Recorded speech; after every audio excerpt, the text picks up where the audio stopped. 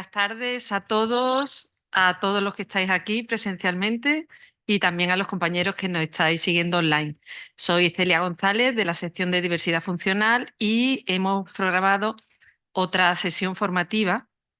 En este caso, el ponente es el compañero que, bueno, ya sé que entre nosotros no necesita presentación, pero bueno, para el que esté de fuera o no lo conozca, nuestro ponente de hoy es Ricardo Fernández Palacios Martínez. Ricardo es compañero, abogado en ejercicio, bueno, lleva desde el inicio de que se creó nuestra sección colaborando con nosotros. Lleva casi 40 años de ejercicio profesional. Además de abogado, es mediador y aparte de dedicarse a diversidad funcional y discapacidad, pues también es especialista en responsabilidad civil y seguro y en arrendamiento urbano y propiedad horizontal.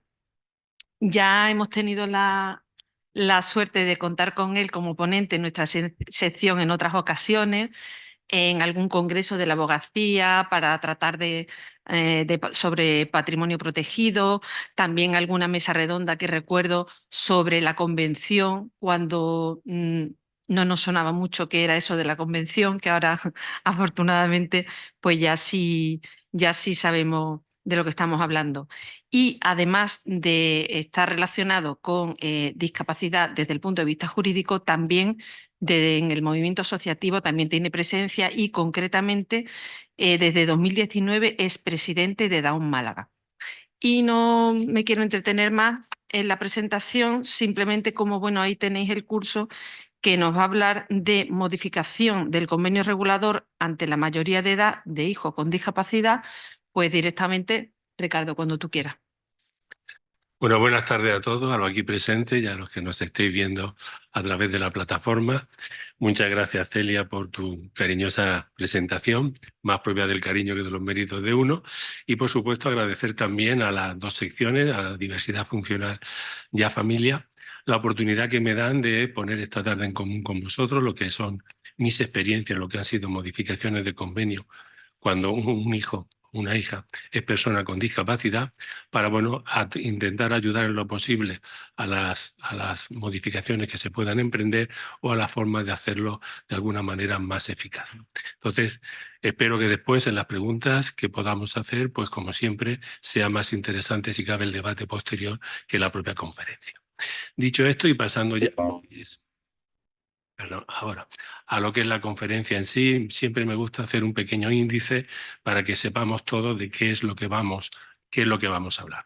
Y en este índice, como veis, vamos a hablar primero de la persona con discapacidad en los procesos matrimoniales, también de la persona con discapacidad en los convenios reguladores, las características de las personas con discapacidad personales, empleo y patrimoniales, las prestaciones públicas por causa de discapacidad.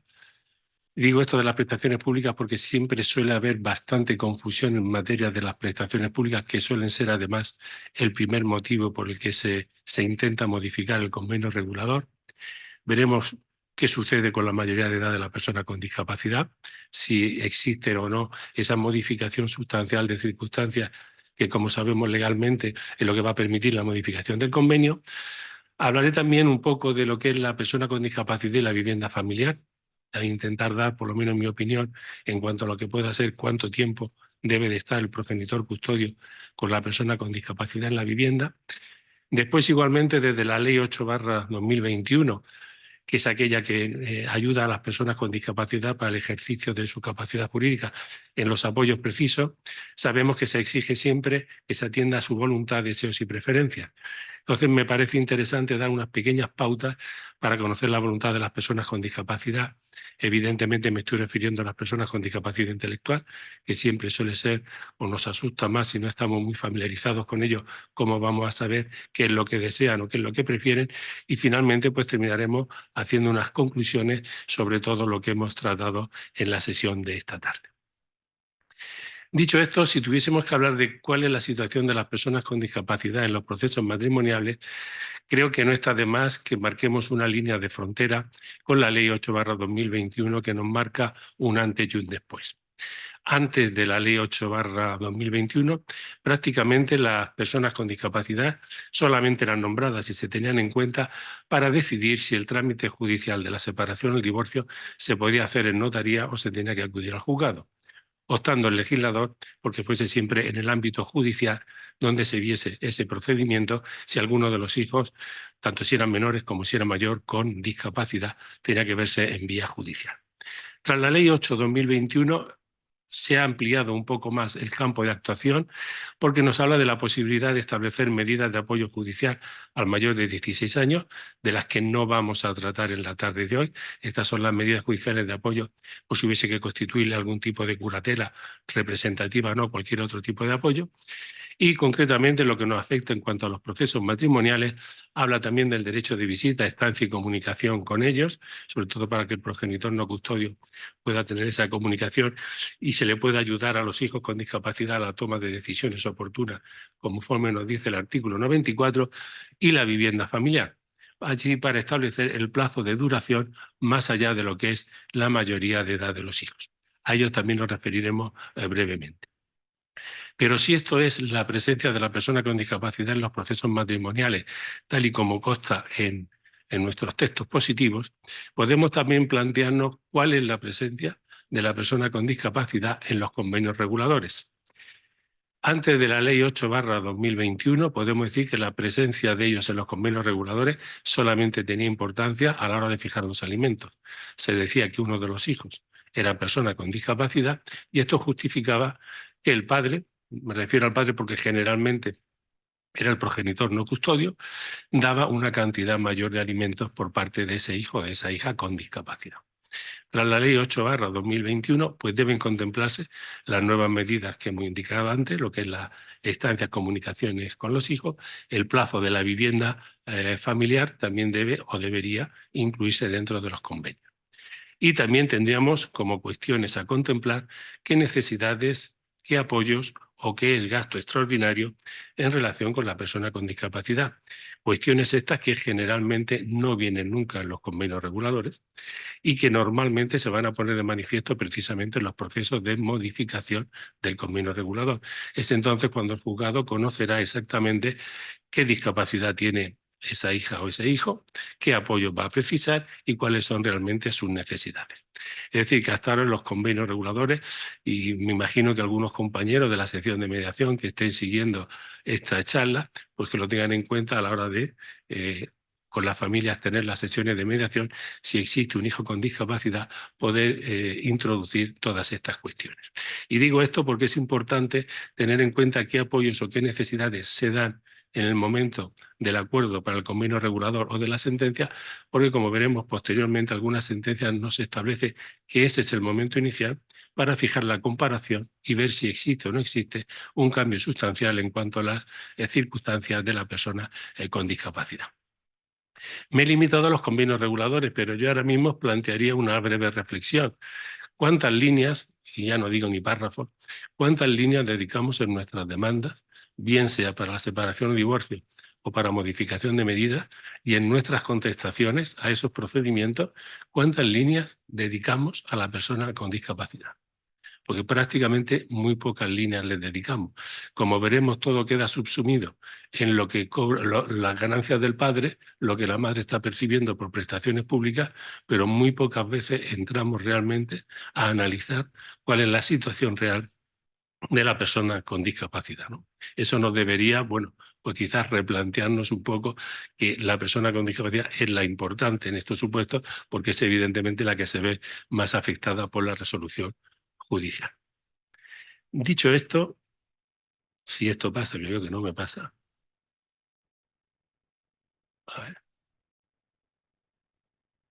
Ahora, características de las personas con discapacidad. Me permito introducir esta cuestión Porque ha sido ya lo que ha sido mi experiencia, en la cual debo confesaros que he intervenido más cuando se trata de modificación de convenio que en los supuestos en los que estábamos hablando de separación y divorcio, que de esos casos solamente traigo uno. En la mayoría he intervenido en los casos de modificación y suelen haber bastantes dudas o equivocaciones o confusiones sobre cuál es la realidad de las personas con discapacidad.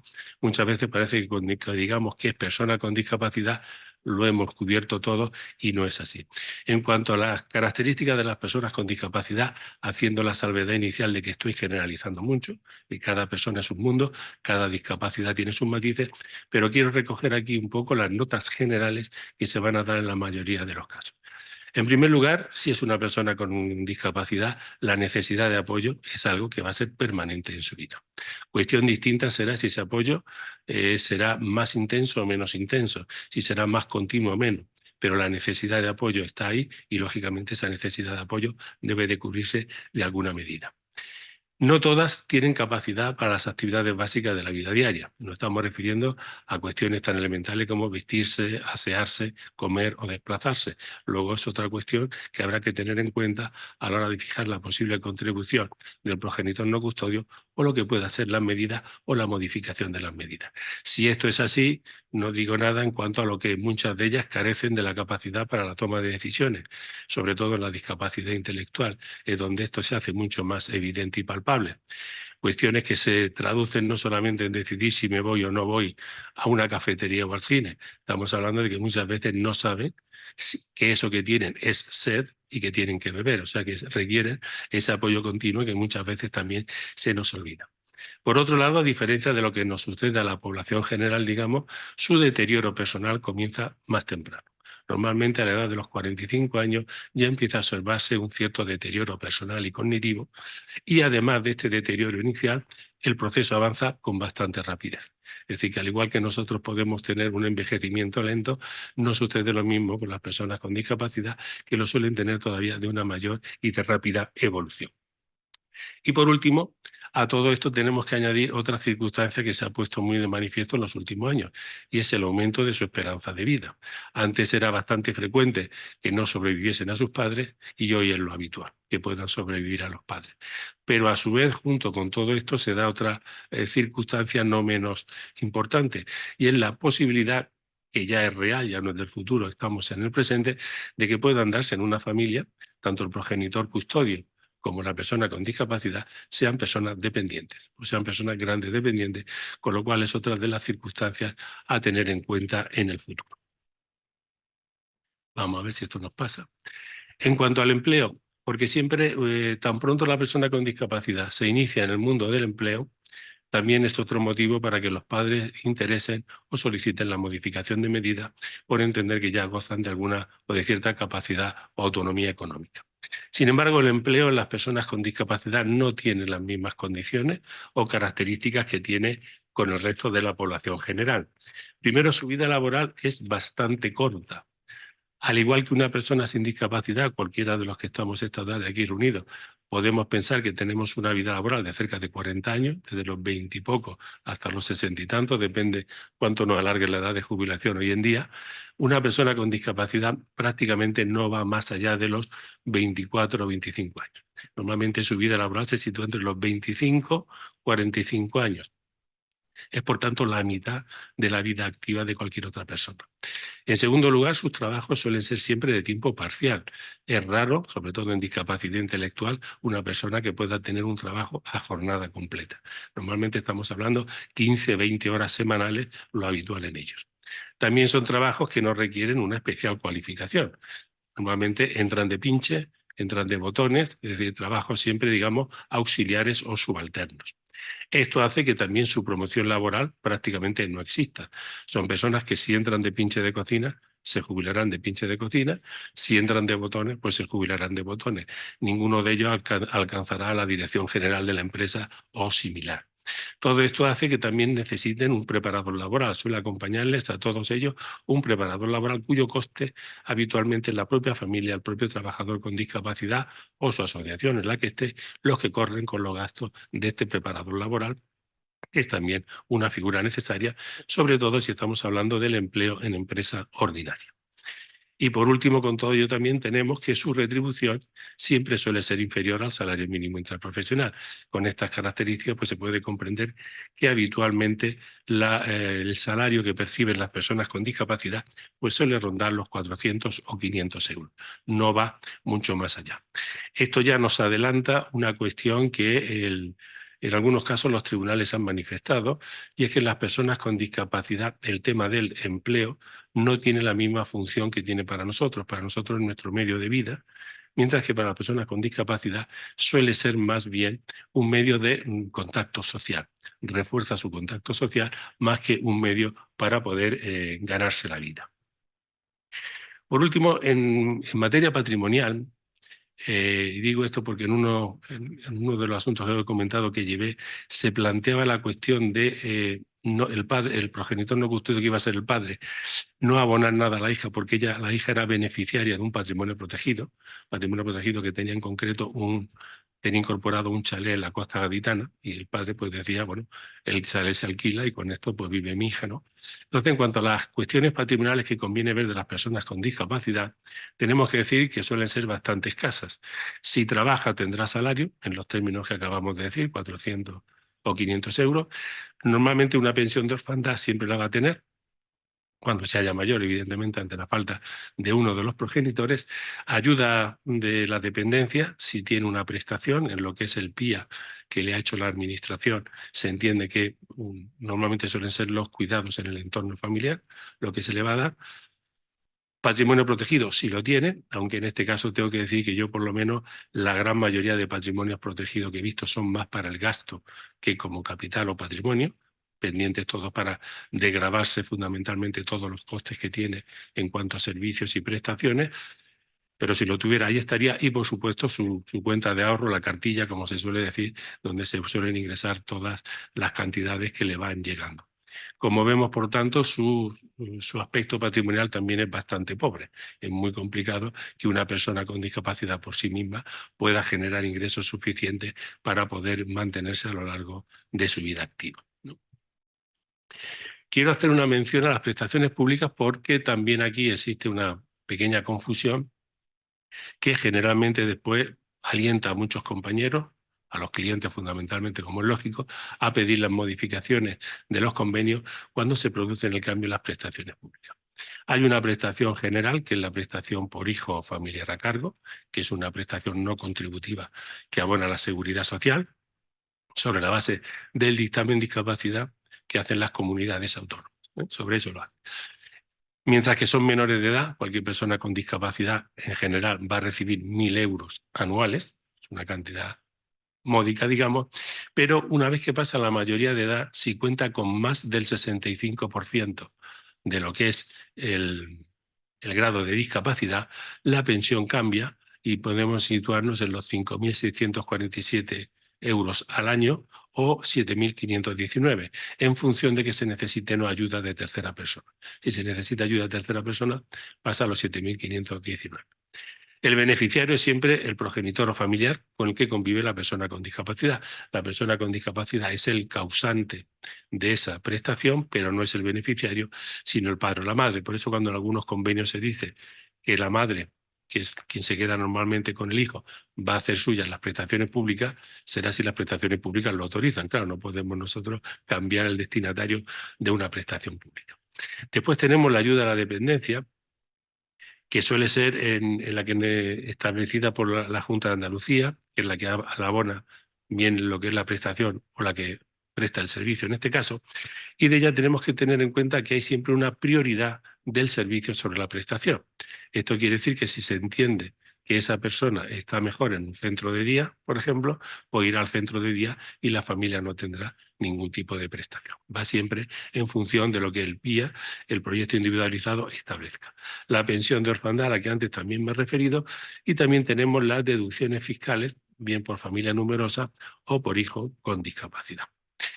Hay algunas otras más, hay también prestaciones, algunos convenios colectivos reflejan algunas partidas en favor de aquellos trabajadores que sean padres de personas con discapacidad, pero ya sería entrar depende de la casuística de cada uno de los convenios y de cómo tienen establecidas las distintas ayudas.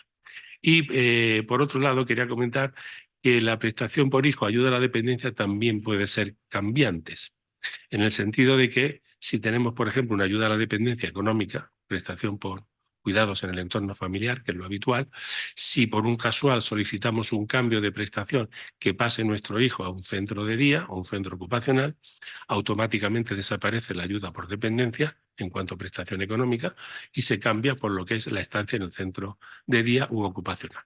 Pero a su vez, este centro de día u ocupacional, normalmente, además de que la Junta le pague esa plaza según el concierto que tenga establecido, no debemos olvidar que normalmente también cobran una cantidad adicional, normalmente el 40% de la prestación por hijo y cargo. Con lo cual, una familia que pueda percibir entre la prestación por hijo a cargo, como hemos visto, o la ayuda a la dependencia sobre unos 900 euros, redondeando, si se produce este trasvase, este cambio entre lo que es el cuidado en el entorno familiar a lo que es el centro de día, nos vamos a encontrar que de unos cerca de 900 euros, al final la madre lo que está recibiendo son 300 euros. Es decir, que realmente, como las prestaciones no son fijas, hay que tener en cuenta que en cualquier momento pueden variar, ¿no? Eso es algo que nunca se nos debe olvidar en este sentido. Bueno, ¿qué es lo que sucede cuando una persona con discapacidad adquiere la mayoría de edad? Bueno, pues aparte de las cuestiones que ya conocemos, de que automáticamente cesa la patria potestad, que es mayor de edad, que es responsable de sus actos, lo que sí se produce es este aumento de las prestaciones públicas, especialmente la que acabo de mencionar de la prestación por hijo a cargo, y también en muchos casos se produce la situación de empleo. La persona con discapacidad comienza a trabajar. Es en ese momento cuando normalmente el progenitor no custodio decide que es el momento de hacer el cambio del modificar el convenio regulador, porque entiende que se han producido una modificación sustancial de las circunstancias que se tuvieron en cuenta al adoptar. Como ya he dicho antes de que en los convenios la persona con discapacidad suele pasar desapercibida, no tenemos en ese momento ningún medio de comparar cuál era la situación de esa persona cuando se firmó el convenio y cuál es su situación actual. Porque normalmente, como ya hemos comentado, generalmente su expresión en el convenio es simplemente porque tiene una mayor cantidad económica en cuanto a los alimentos que satisface el padre. La alteración sustancial, como bien sabemos, tiene que ser de una notoria entidad, tiene que ser una alteración imprevista, que no estuviese o que no se preveyese que sucediese, lo cual ya nos pone un poco en el ámbito de que es un poco extraño que una prestación pública que se conoce se nos pueda decir tras la mayoría de edad de nuestro hijo que no sabíamos que se iba a producir, pero bueno, así nos lo dicen muchas veces los padres cuando quieren modificar el convenio.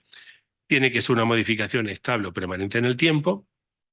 Da igual si la medida fue o no acordada en convenio o por la autoridad judicial directamente.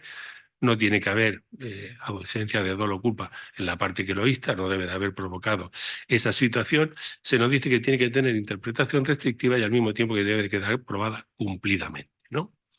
Entonces, normalmente los padres en esta ocasión siempre mantienen que eso supone una modificación sustancial de las circunstancias que se tuvieron en cuenta en el momento de fijar el convenio regulado.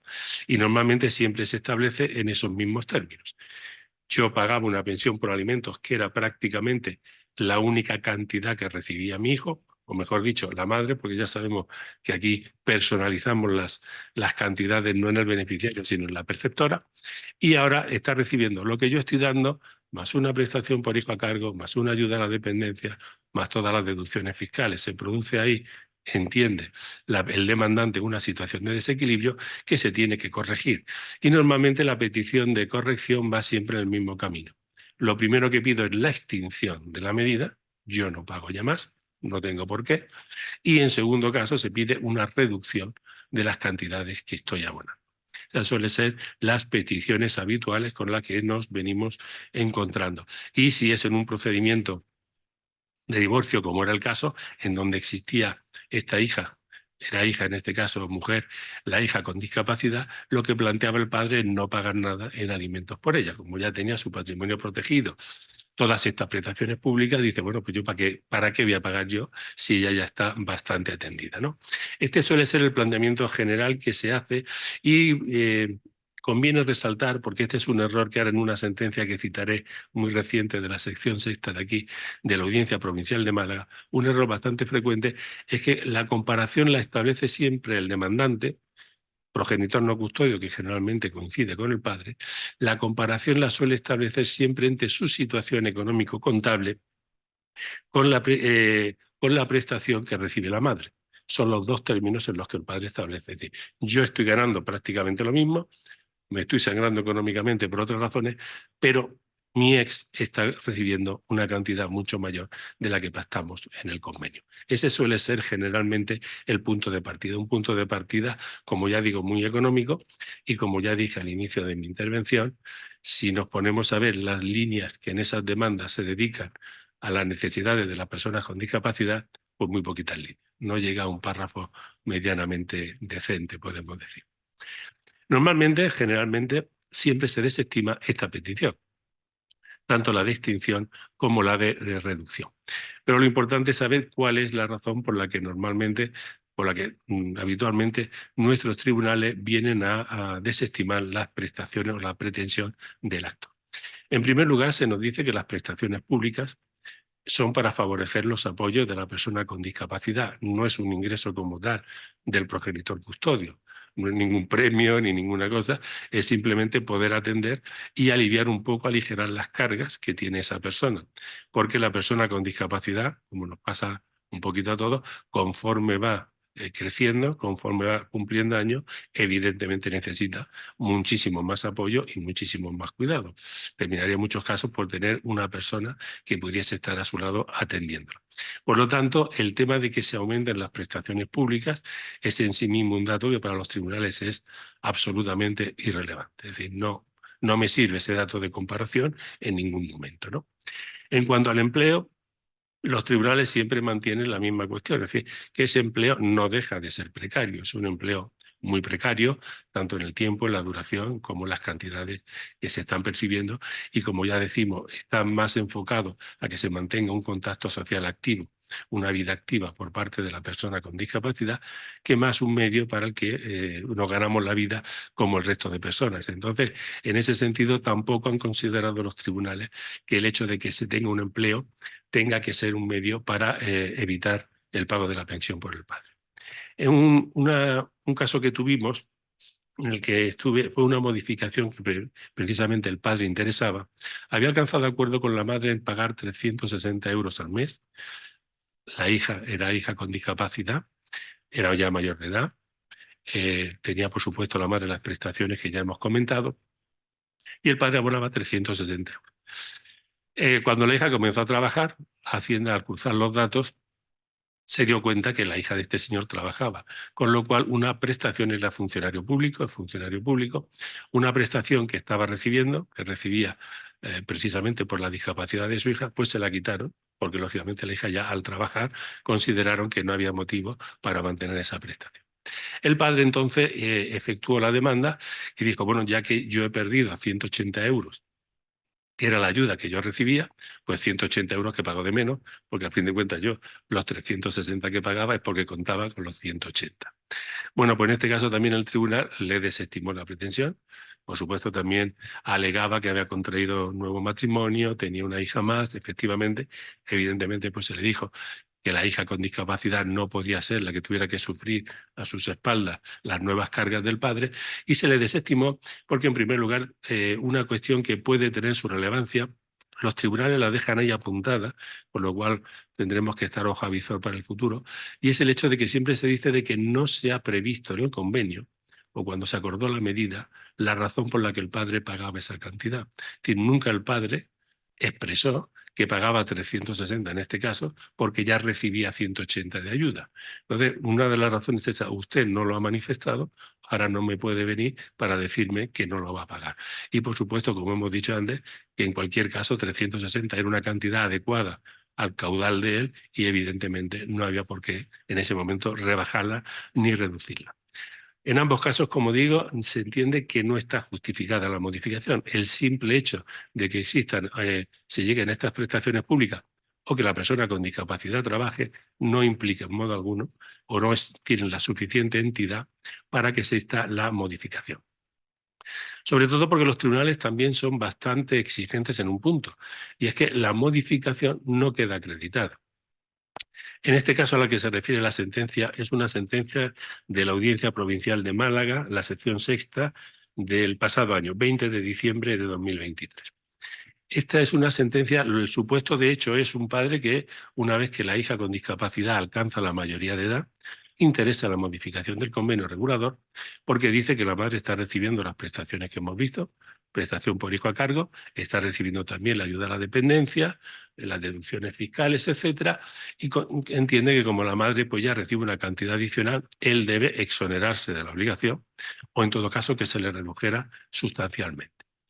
El tribunal, al final, primera instancia, le desestima la demanda y posteriormente recurre y la sala también le desestima el recurso de apelación. Y una de las cuestiones que dice la sala es que la modificación sustancial no ha acreditado cuál es.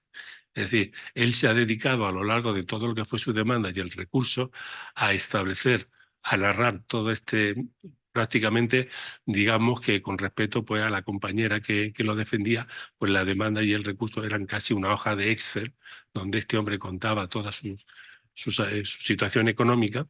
Entonces el tribunal dice de que eso está absolutamente insuficiente. No, con eso no se dice absolutamente nada, no queda aprobada cuál es la modificación. Sobre todo porque no olvidemos que hay un dato fundamental que a los tribunales no se les pierde de vista y es el hecho de que hay una persona con discapacidad. Y la discapacidad, sabemos, no desaparece de la noche a la mañana, con lo cual ese dato sí es importante y sí es permanente desde que se aprueba el convenio hasta que se modifica. Por lo tanto, una de las razones que no se acredita en modo alguno por parte de este padre en ese momento cuál es la modificación sustancial que se ha podido producir entre esos dos momentos que la sentencia fija como necesario. El momento de aprobación del convenio y el momento en que el padre pide la modificación, que es lo que ha ocurrido entre esos dos momentos para que usted pueda decir que ha habido un cambio sustancial, ¿no?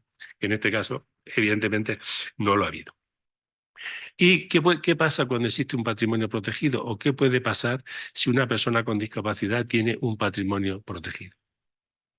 Esta situación se dio, como digo, en un procedimiento de divorcio, no se pudo llegar a ningún acuerdo precisamente porque estaba el patrimonio protegido. Y el padre insistía en que con las prestaciones que la madre ya percibía, la hija era mayor de edad, la hija entonces estaba ya teniendo los primeros contratos laborales en los términos que ya hemos comentado y que además tenía un patrimonio protegido constituido a su favor en el cual estaba integrado un chalet en la costa gaditana, que él decía que se podía alquilar y a buen precio durante el verano, el padre entendía que con esas características pues no tenía que abonar nada por su hija, porque ella ya tenía más que cubierta lo que podían ser sus necesidades. En este caso, el tribunal también le desestimó dicha pretensión y las razones que en aquel momento arguía el tribunal eran muy simples. Era en el sentido de decir que la existencia de un patrimonio protegido por sí mismo no está garantizando una suficiencia de recursos para la persona. Y en este caso en concreto, además, un patrimonio protegido que tiene incorporado un bien inmueble que genera un gasto de por sí, la simple tenencia de un bien inmueble ya supone un gasto para la persona, quiere decir que también tendría que hacer un esfuerzo grande para que, poder compensar los gastos y tener un ingreso. Se daba la circunstancia que el administrador del patrimonio era un hermano de la persona con discapacidad, una persona de su confianza, pero que tampoco nos daba las notas de profesionalidad para poder pensar que iba a estar atendiendo ese patrimonio con la suficiencia para obtener ahí unos ingresos superiores en el futuro. Y por todo ello también consideró que ese dato del patrimonio de la persona, en principio, en los términos además planteados por el padre, no era ni muchísimo menos relevante y también desestimó la posible existencia de un cambio sustancial en las circunstancias desde la aprobación del convenio familiar, perdón, del convenio regulado. ¿Qué pasa con la vivienda familiar?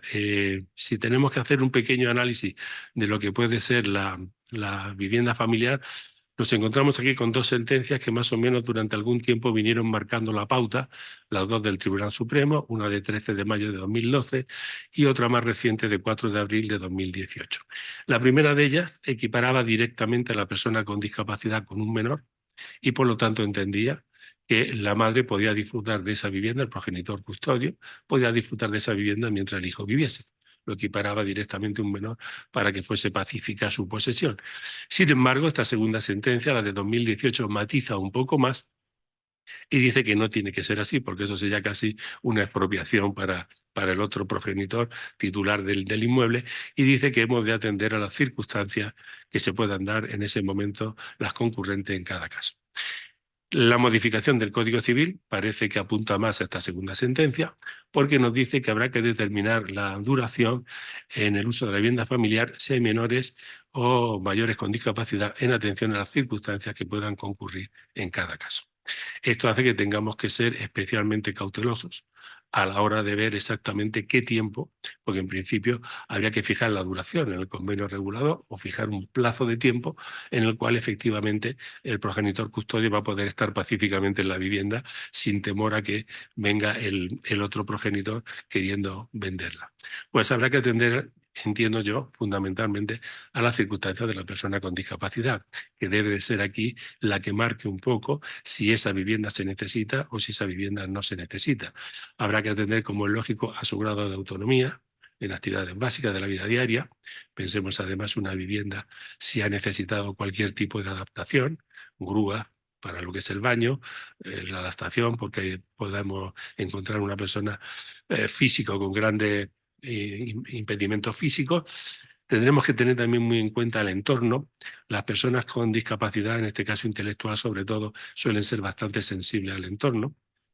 Si es un entorno en el que ellos ya se encuentran bastante cuidados o un entorno que les favorece apoyos naturales, el panadero que lo conoce, la señora de la tienda y demás, quizás el cambiarlo, el que se tenga que ir de allí puede ser algo negativo para él. Habría que ver exactamente servicios o terapias, qué desplazamientos hace o qué desplazamientos no hace. Sería conveniente, por tanto, ver realmente estas circunstancias. Yo recomendaría que en estos casos, en el momento del convenio regulador, como hemos dicho, se evidenciase un poco cuáles son las necesidades del hijo y cuáles pueden ser a corto plazo las necesidades que vaya a tener, sobre todo para fijar lo que pueda ser el uso de la vivienda familiar en un momento en el futuro, es decir, cuándo se va a poder disponer de esa vivienda familiar. Bueno, esa sería lo menos la opinión que damos en atención a que debemos de atender a las circunstancias personales de la persona con discapacidad.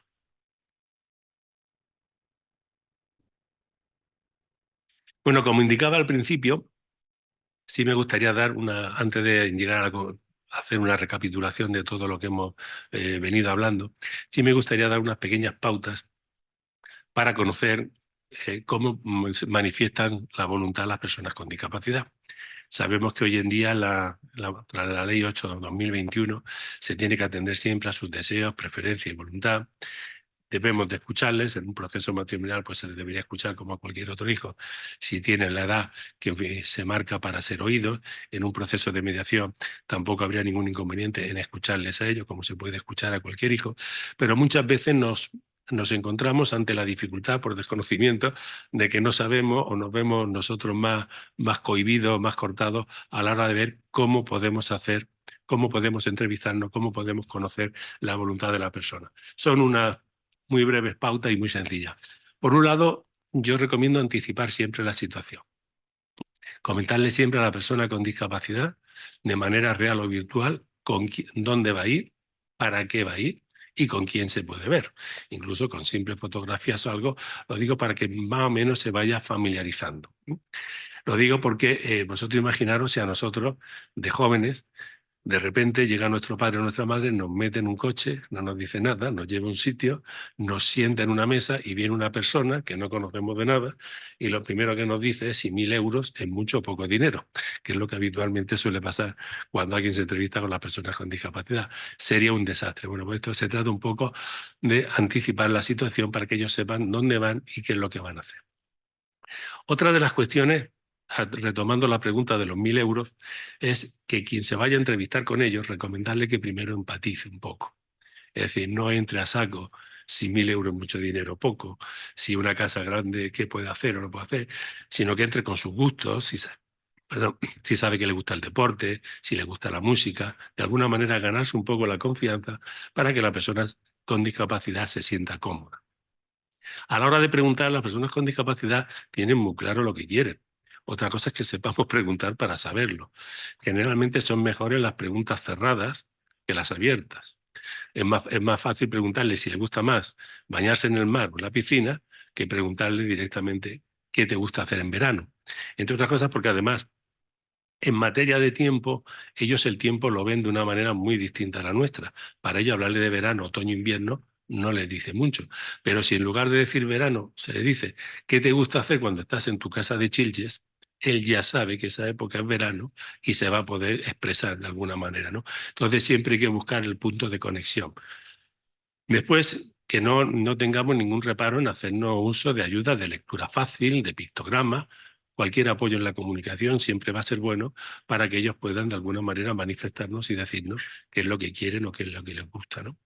En cuanto a la presencia de terceros, normalmente cuando alguien se entrevista no quiere terceros porque quiere evitar influencias indebidas, pero no siempre la presencia de un tercero es una influencia indebida, o quien se está entrevistando debe saber si esa influencia es indebida o no. Quiero con ello decir que muchas veces un tercero puede desatascar la conversación. He puesto el ejemplo antes de lo que la diferencia entre preguntar qué haces en verano a qué hace cuando va a tu casa de Chilches. A lo mejor ese tercero que sí tiene un conocimiento mayor de la persona con discapacidad puede ayudar a desatascar en ese momento la conversación y hacerla más fluida. Entonces depende de la persona que se entreviste, tanto si es la autoridad judicial o como cualquiera de nosotros. Si a nuestros despachos pues viene una persona con discapacidad con la que tenemos que entrevistarnos para saber algún detalle importante de su vida, pues debemos de tener esta prevención. Y pensé que lo había puesto y se me ha saltado uno también muy importante, que es el de los entornos favorables. Y cuando tengamos que vernos o entrevistarnos con una persona con discapacidad, vamos a procurar que el sitio de la reunión, el lugar donde nos vamos a ver, sea un sitio tranquilo, que no haya grandes ruidos, molestias. Lo digo porque la persona con discapacidad, según el tipo de discapacidad, puede sentirse peor o mejor, dependiendo, normalmente lo puede ver como un caso hostil, ¿no?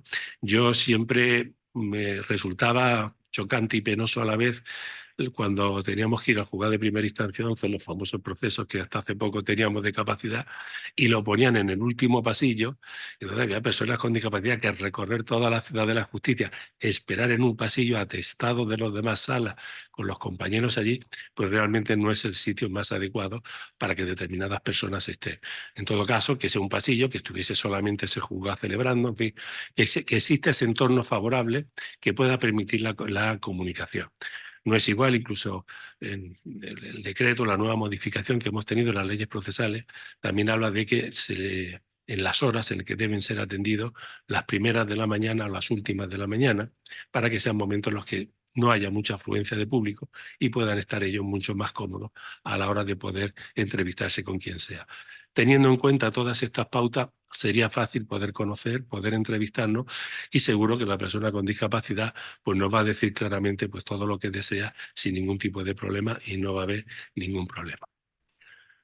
Concluyendo un poco todo lo que ha sido la charla que hemos tenido en el día de hoy y esperando lo que puedan ser las preguntas y el debate que posteriormente tengamos, podemos sentar como primera conclusión que el aumento de las prestaciones públicas no es por sí mismo causa de modificación de la prestación de alimentos de la persona con discapacidad.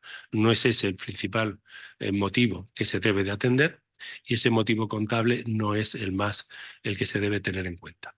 El tribunal, en esta sentencia que os he citado de la sección sexta, que se dictó en el caso que os he comentado, viene a decir claramente que la obligación de alimentos, lo que es importante a tener en cuenta es el caudal de la persona que lo va a prestar y las necesidades del alimentista.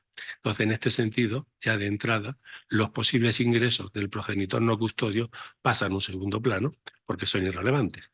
En este caso, como la madre ya había vuelto a trabajar y antes lo había dejado, dice el tribunal que ese dato es absolutamente irrelevante y, entre otras cosas, porque a la madre que no se le concedió ninguna pensión compensatoria, evidentemente estaba abocada a tener que trabajar. No se la puede condenar a no trabajar, como es lógico. Entonces, desde ese punto de vista, son los dos factores a tener en cuenta y, por supuesto, las prestaciones públicas no es suficiente. Tampoco la obtención de un empleo por la persona con discapacidad es un dato suficiente para establecer una modificación del convenio regulador. En los términos en los que se da el empleo de las personas con discapacidad, se sabe y se comprende que no es un medio de vida estable y ni mucho menos duradero. Igualmente, como hemos visto, la existencia de un patrimonio, protegido o no, tampoco es causa de modificación. Digo esto porque a lo mejor en algún caso, después de la separación o el divorcio, algún familiar quiere crear para la persona con discapacidad un patrimonio protegido. Ya hemos visto que la mayoría de ellos se están haciendo para el gasto y en principio son aportaciones, donaciones que hace un tercero que tampoco tienen por qué dar una sensación de continuidad y evidentemente con ello extinguir la obligación del padre o del progenitor no custodio, que en este caso debe de seguir colaborando para el mantenimiento de su hijo o de su hija. Las causas de modificación, como hemos visto, tienen que justificarse siempre y habitualmente hasta ahora, como digo, por lo menos en todos los casos en los que yo he intervenido, normalmente no se produce así. Se produce este error que señalaba la sentencia, que es simplemente comparar la situación económico-contable del padre con los ingresos de la madre o con lo que pudiera ser el trabajo de la hija. Y el tribunal dice claramente que esa no es los términos comparativos oportunos. La modificación, por otro lado, también lo viene a señalar un poco esta sentencia, debe de ser favorable a los dos progenitores, si no se produciría un agravio comparativo. Cuando un padre o un progenitor no custodio solicita que se modifique o se le extinga a él la pensión de alimentos, tenemos que preguntarnos, ¿y el progenitor custodio en qué se beneficia? Es decir, hay prestaciones públicas, pero el cuidado del hijo o la hija con discapacidad sigue recayendo en el progenitor custodio, que tiene que atender todas sus necesidades. Es decir, que la causa que el padre, en este caso el progenitor no custodio, está esgrimiendo, evidentemente no es una causa comparable para los dos, porque el custodio, el progenitor custodio, no se ve en modo alguno aliviado por la existencia de estas prestaciones públicas o el trabajo del hijo, ni muchísimo menos. Y en cuanto a la vivienda habitual, pues la idea, el norte que deberíamos de tener son siempre las necesidades de la persona con discapacidad. En momentos, si hay que en algún momento se tiene que vender esa vivienda, dejar de estar el progenitor custodio con la persona con discapacidad, que sea siempre en función de que las necesidades del hijo van a seguir atendidas en cualquier otra residencia y que esa no le es especialmente necesaria o rentable. Y con todo ello, pues concluyo lo que es mi charla. Muchas gracias a todos por la asistencia y participación y ya quedo a las preguntas que en ese caso queréis hacer. ¿Vale? Pues muchísimas gracias, Ricardo. Muy interesante. Y lo del convenio llevas toda la razón en que no le prestamos la suficiente atención a determinar bien, a concretar todas esas necesidades que hay y a la hora, bueno, ya sabemos que modificar un convenio de cualquier tipo, eso es muy complicado. Pero en este caso, claro, se compara, sí, sí, sí, es muy difícil. Está muy Pues, interesante la precisión.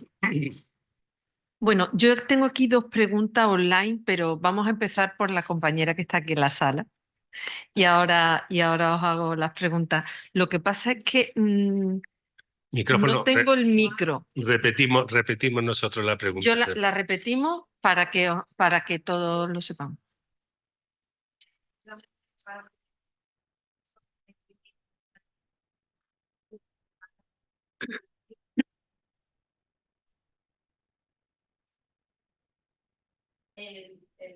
persona con discapacidad es menor a la sentencia no a cuenta su argumento, debe que han tenido la notificación y tampoco realmente ha cargado por todos los argumentos que ha cargado. Entonces, pero aún así, el progenitor no gusto que insiste en hacer la división de cosas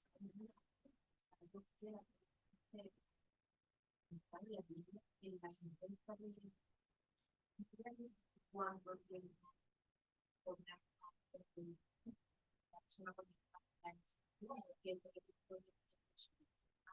sentencia firme, paga el artículo, pero que esa historia puede tener eso, porque claro, la visión de la vivienda la puede solicitar igualmente. Otra cosa es que después en instituciones se puede llevar a precio. Sí, la compañera lo que está planteando es en la petición de un padre, tanto en una primera demanda como posteriormente en una modificación, que interesa la división de la cosa común, en este caso la vivienda familiar, a pesar de que el hijo es persona con discapacidad y menor, me ha parecido entender, ¿no? Y el recorrido que eso puede tener. Vale. Evidentemente, en principio. Perdona, Ricardo, que te apostille, un poco que lo que a ella le preocupa, porque ya está claro que me parece que he entendido que eso se lo han desestimado, tanto la extinción de la pensión como la del uso. Pero ahora lo que quiere el progenitor no custodio es la división de la cosa común en cuanto a la vivienda y de esa manera poder intentar recuperar la vivienda o la parte que le corresponda, ¿no? Cuando estamos hablando de división, es lo que es liquidación de gananciales, liquidación de la cosa común, la adjudicación en ese caso. Vale, bueno, en primer lugar, este hombre podrá seguir reclamando en su día lo que quiera.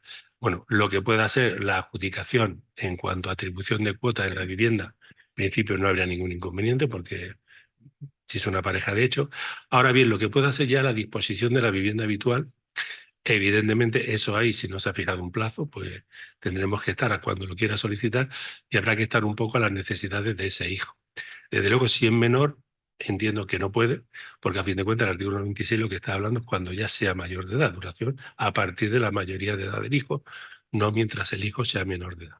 Y en cuanto a lo que pueda ser la mayoría de edad, en su puesto, habrá que estar un poco a la situación particular del hijo. Las necesidades que pueda tener, si están bien cubiertas en esa vivienda, si es posible viviendas similares o en entornos similares, más que viviendas similares, entornos.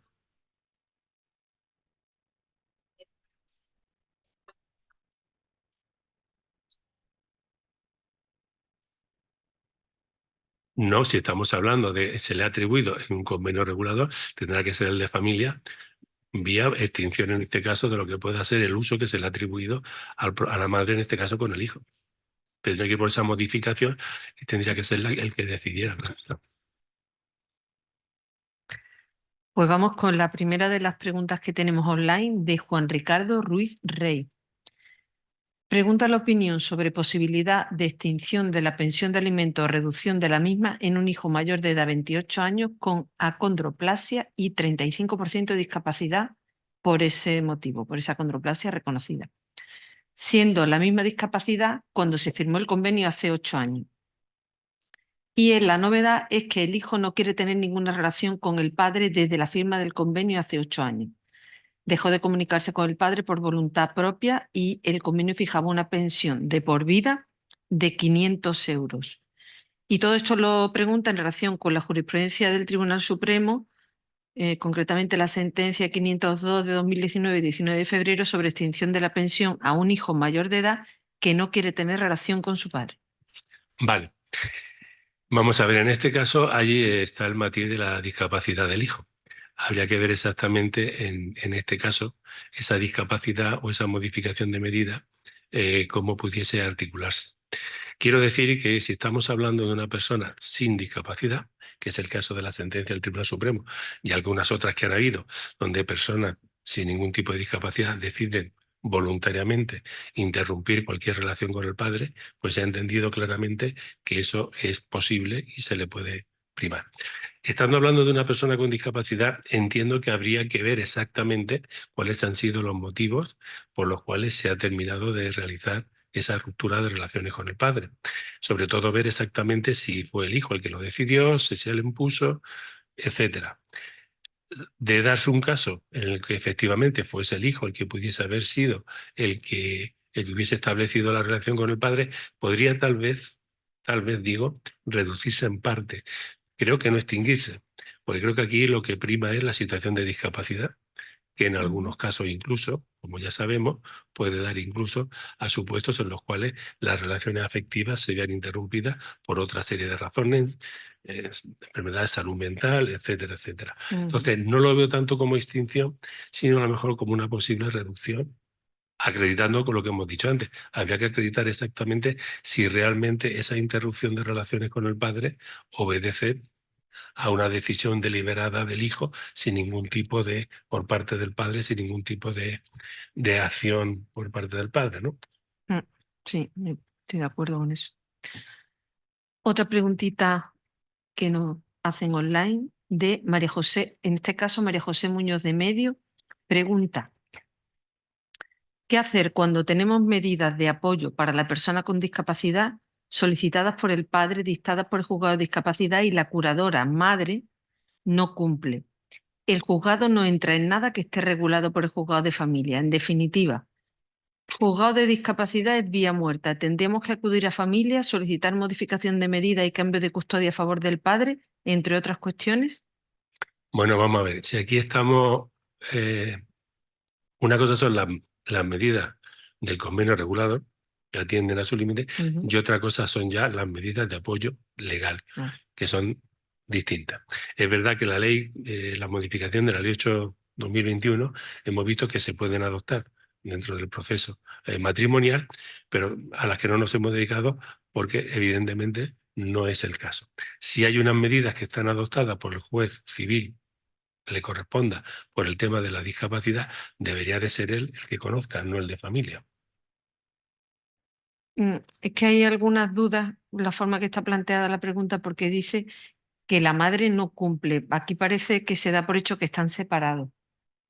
Dice que la madre no cumple, pero no se sabe exactamente qué es lo que no cumple. Claro, a ver, Entonces lo que si, solicita es un cambio de, si un cambio de curador lo que quiere solicitar, entonces sí sería el juez de discapacidad. claro, claro, si estamos hablando de que no está cumpliendo sus obligaciones como curadora, tiene que ser el juez de la Efectivamente. discapacidad. Mm, Ahora bien, si lo que está hablando es que no está cumpliendo algunas de las cuestiones del convenio regulador, eso distinto sí sería el de familia, pero claro, dependiendo de que incumpla o no. efectivamente. Pues entonces, en definitiva, si se refiere a las obligaciones como curadora, sería el juez El juez de primera instancia que tenga que asignado, que corresponda, y responda. si no, si es algo Si es relacionado relacionado con con el medidas de convenio, separación de los padres, sería el de sería familia. el de familia correspondiente. Bueno, si tenéis algo, yo tengo todavía dos preguntas más online. Sí, pues entonces venga, vamos a la compañera que está aquí, presencial. Tengo el caso de un chavalito que se tomó una medida como a él cuando era un de edad, pero en la adolescencia se rompe como se rompe, emocionalmente se rompe. Y lleva luchando, o la familia lleva luchando con eso, en su caso su madre, que desde que tenía 16 años y a día de hoy tiene 23. Su padre sigue pagando hasta los 25 la pensión de alimentos establecidos, pero no tiene ningún grado de discapacidad, no tiene nada reconocido oficialmente. Es un chaval que sin infierno en casa, escuchando a suicidio, le han tenido que bomberos sacar, o sea, ingresados en psiquiátrico con sus alimentos. ¿Cómo actuaría, cómo se debería actuar para la protección de ese hombre joven? Nos pregunta la compañera por una situación de padre, si me equivoco, padres divorciados, madre custodia. El chico desde los 16 años tiene bueno, es un chico con cierto desequilibrio mental, aunque no tiene ningún grado de discapacidad ni ningún diagnóstico claro, pero muy conflictivo de comportamiento, muy problemático, un tema de salud mental. Y ahora mismo tiene 24 años, el padre le paga una pensión, pero solo hasta los 25. Y la pregunta es, ¿cómo podría enfocarse el apoyo de esta persona una vez que cumpla los 25? Porque entiendo que está previsto en el convenio, ¿no? Que ya deja de abonar esa prestación. Bueno, en principio, si está fijado en convenio, tendría que hacer una modificación de convenio. La modificación sustancial, en este caso, sería que el hijo, que en aquel momento, cuando se divorcian, es una persona sin discapacidad, hoy en día es una persona con discapacidad. Eso en cuanto a lo que pudiera ser el convenio en lo que respecta a los alimentos del padre. Evidentemente, la otra vía sería el tribunal correspondiente para el tema propio de la discapacidad, crear un curador, o sea, poner un curador o no, a ver qué medida de apoyo puede precisar esa persona, ¿no? Pero en principio habría primero que ver su situación de discapacidad y por ahí modificar el convenio, ¿no? Que en ese caso sería un hecho sustancial que sí supondría una variación importante en cuanto a lo que fue el momento de la separación o divorcio. Sí, es la causa de todo lo demás, ¿no? Habría que ese hecho tendría que quedar determinado claramente, ¿no? Seguimos con las preguntas online. Mercedes Martín Blanco pregunta, ¿qué hacer cuando te extinguen la pensión de alimentos por percepción de prestaciones por la persona con discapacidad? ¿Se puede volver a solicitar una modificación de medida? ¿Puede la progenitora interponer la demanda en nombre de la persona con discapacidad? Bueno, en principio las prestaciones hemos visto que no deberían dar lugar a la modificación. El caso inverso que has comentado tú. En principio, en este caso, pues habría que izar una nueva modificación o ver exactamente por qué se ha producido esa extinción de la prestación, en este caso. Y después, en cuanto a la madre en nombre del hijo, bueno, si estamos hablando de lo que es la modificación del convenio, en principio no habría ningún problema para que tuviese la legitimación, aunque algunos lo discuten, podría hacerlo, o si no fuese este el caso, tendría que acudir la vía civil normal, alimento entre parientes, sería la otra vía para que pudiese hacerlo la hija. Si la hija su discapacidad no se lo permite, bueno, la madre como defensora judicial en ese caso poder iniciar los procedimientos correspondientes. Bueno, en todo caso, en la ponencia de hoy le has dado todos los argumentos para que pida la modificación. Otra cosa, otra pregunta. Ana Fernández Bustelo pregunta, en el caso de una persona con discapacidad mayor de edad, ¿podría ser la jubilación del padre y consiguiente reducción de ingreso una modificación sustancial? Entiendo que no cumple con el requisito de ser imprevisible. Vamos a ver, en principio, una de las cuestiones que hemos analizado y que los tribunales establecen es el caudal de la persona que debe prestar los alimentos y las necesidades del alimentista. En principio, si el padre se jubila, es cierto que todos sabemos que en principio en una vida normal algún momento llegará para jubilarnos, pero en principio podría ser un detalle a tener en cuenta si los ingresos del padre se merman de una manera sustancial. En ese caso, podría haber una modificación, pero al hilo de todo lo que venimos diciendo, más por la reducción que por la extinción de la pensión a cargo del hijo. Otra pregunta de Ana María. Matrimonio que tiene hijo mayor de edad con síndrome de Down, reconocida minusvalía 78%, discapacidad, ¿no? Tiene sentencia dictada por el juzgado de primera instancia número 11 de hace 10 años en la cual se declara incapacitado total y absoluto para gobernar su persona y bienes. También se acuerda la rehabilitación de la patria potestad sobre la hija que ejercerán ambos padres. Con la legislación anterior, se entiende. Ahora se quieren divorciar y la madre quiere quedarse al cuidado completo de la hija viviendo con ella en el domicilio familiar y que el padre tenga visitas con el hijo de forma libre y flexible, como si fuese menor de edad y tuviese ella la custodia. ¿Es si es posible? La pregunta. Bueno, sería posible. Es decir, la posibilidad de que lo que hemos visto, el progenitor custodio, se quede en la vivienda con la persona con discapacidad, en este caso reconocida, mayor de edad, no habría ningún problema. En todo caso, lo que hemos venido comentando, tendrían que fijar el plazo de tiempo que se mantiene en la vivienda con el hijo y en lo que pueda ser el régimen de visita, sin ningún problema, puede ser flexible. Y en principio no hay ningún inconveniente en que se pueda pactar un convenio en esas condiciones. Otra preguntita.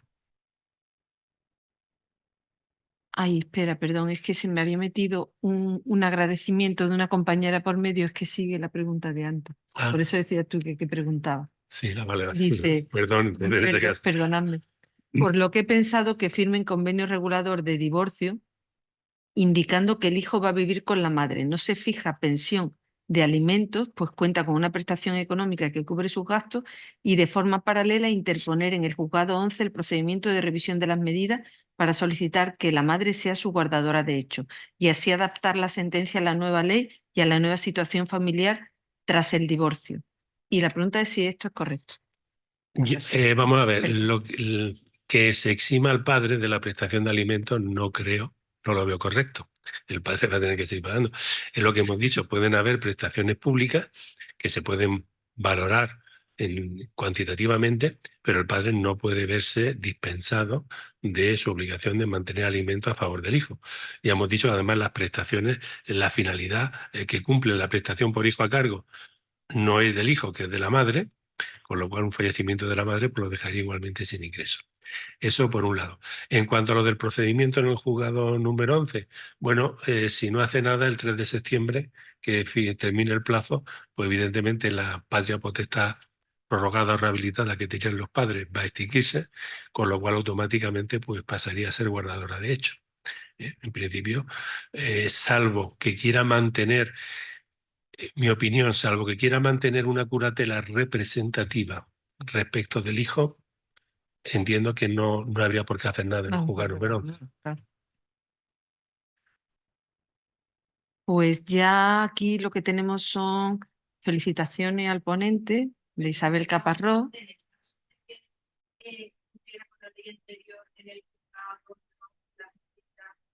Ahora septiembre tendría que tenerlo previsto las medidas de apoyo, tanto notariado judicialmente, porque si no pasaría a ser un guardador de hecho.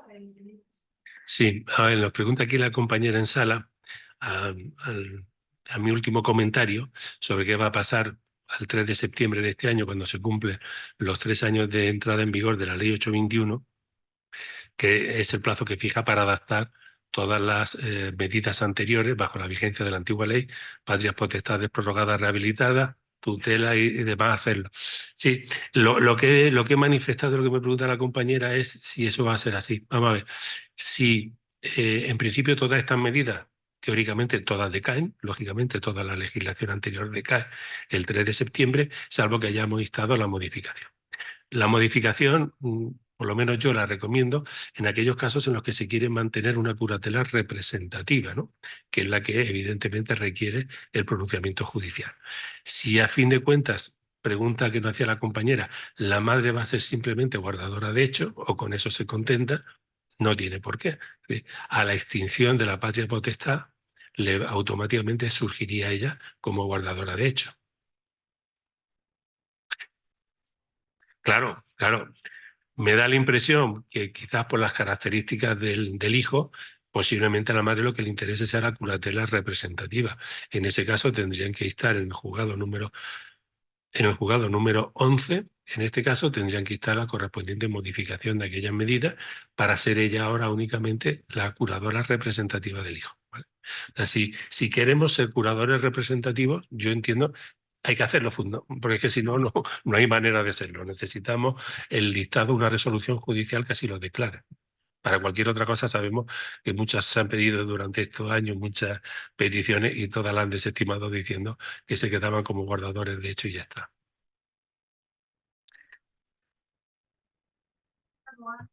La voluntad de la persona con discapacidad. Sí. ¿Qué pasa cuando esa persona con discapacidad está a manos de la Fundación Constitución? Vale. A muchos de los tutelados, usar su voluntad y no es eso. Nos pregunta la compañera en sala con respecto a la voluntad de la persona con discapacidad, que está a cargo de la Fundación Malagueña de Curatel. De curatela ya, Eso. sí, está bien. Sí, bueno, en principio la ley es clara, ¿no? Se tiene que atender la voluntad, deseo y preferencia de las personas con discapacidad y el apoyo que le demos tiene que ser siempre en armonía. Nos dicen incluso en aquellos casos en que no puedan expresarse, intentar hacer las cosas que ellas harían si no tuviesen discapacidad. Eso es lo que marca la norma y eso es lo que se debe de atender. Si existe alguna discrepancia en lo que pueda ser el ejercicio de esa curatela, hoy en día curatela, pues habrá que acudir a los tribunales, bien por la vía civil o bien por la vía penal, ¿no?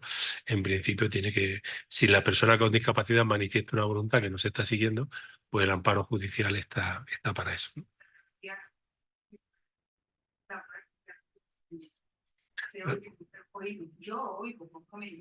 Ya, se oyen muchas cosas. Lo que pasa es que también muchas veces, si no hay un pronunciamiento judicial, es decir, si no se ha seguido muchas veces un proceso, ¿qué de verdad hay? ¿Qué hay de verdad? ¿Qué hay de mentira? ¿Qué hay de exageración? Entonces siempre hay que tenerse con mucho cuidado porque no podemos dar por sentado cosas que se nos dicen, ¿no? Pero vamos, esos serían los caminos a seguir. Pues yo tengo aquí muchas felicitaciones al ponente, agradecimientos al ponente y no tengo más preguntas. ¿En sala tenéis alguna preguntilla más? Pues Pues si no nada, tenéis nada más, vamos a cerrar ya agradeciendo a Ricardo la sesión que nos ha dado. Yo creo que a mí me ha servido mucho, desde luego. Yo creo que ha sido muy interesante y hemos reparado en cosas que normalmente no estamos pendientes. Y bueno, pues esperamos haberos ayudado con esta sesión formativa. Pues nada, muchas gracias a los compañeros aquí en sala, a los que nos han seguido y han preguntado, y nada, como siempre, a vuestra disposición, y lo que siempre decimos, ¿no? A fin de cuentas vamos a procurar mejorar la calidad de vida de las personas con discapacidad. Muchas gracias a todos. Muchas gracias. Hasta luego.